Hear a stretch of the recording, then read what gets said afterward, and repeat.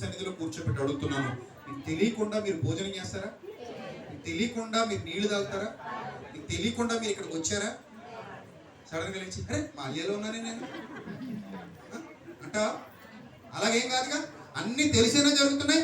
మరి అన్ని తెలిసే జరుగుతున్నప్పుడు యేసు ప్రభు వారు ఎందుకు ఈ మాట అన్నారు?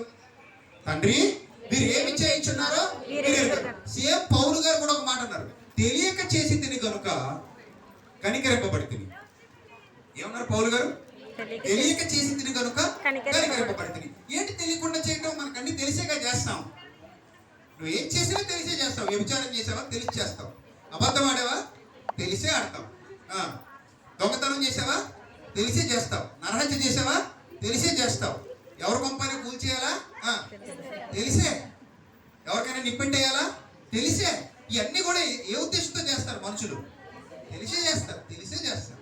కానీ మరి యేసు ప్రభు వారు ఎందుకు అలాగన్నారు? పౌలు గారు ఎందుకు అలాగన్నారు?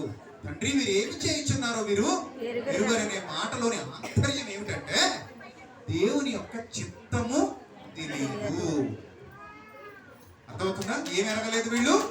దేవుని యొక్క చిత్తము ఎరుగలేదు, దేవుని యొక్క సంకల్పము ఎరుగలేదు, దేవుని యొక్క ఆలోచన ఎరుగలేదు.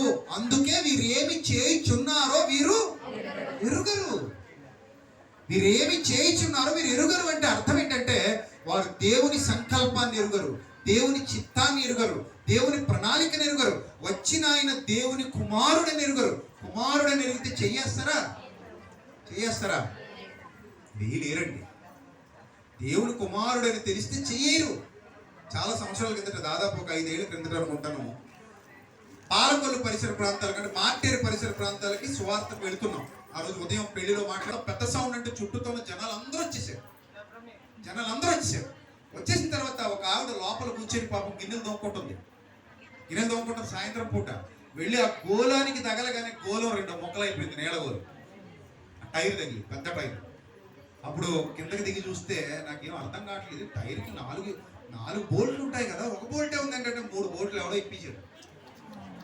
3 బోల్ట్లు ఇప్పేస్తే నాకు అప్పుడు అనిపించింది, వీడికి ఏం వస్తుంది నన్ను ఎలా చేస్తే, వీళ్ళకి ఏం వస్తుంది మమ్మల్ని ఎలా చేస్తే. నేను చూసుకోలేదు, మా డ్రైవర్ కూడా చూసుకోలేదు. అక్కడికి వెళ్ళేదాకా సౌండ్ కూడా రాలా అంటే పెళ్లి దగ్గర నుంచి నేరుగా రావడం, నేరుగా కారు ఎక్కడం, నేరుగా మీటింగ్ వెళ్ళిపోవడం. అంటే దేవుని యొక్క కృప కనికరం వాళ్ళకి అర్థమైతే అలాంటి పని చేస్తారా? చేయబుద్ధి వస్తుందా? ఇప్పుడు మేము చచ్చిపోతే వాళ్ళకి ఏమొస్తుంది? నేను నా భార్య చచ్చిపోతే మా బిడ్డ అన్యాయం అయిపోతాడు. మేము చచ్చిపోతే వాళ్ళకి ఏమొస్తుంది?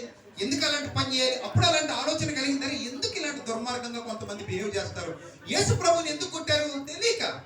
దేవుని సంకల్పం అర్థమైతే కొట్టరు. యేసు ప్రభుని ఎందుకు కొరడాలతో హింసించారు? దేవుని సంకల్పం అర్థం కాక. ఇప్పటికీ చాలా మంది మత ఉన్మాదంతో రగిలిపోతూ యేసు ప్రభుని దూషిస్తున్నారు. ఎందుకు? తెలియక.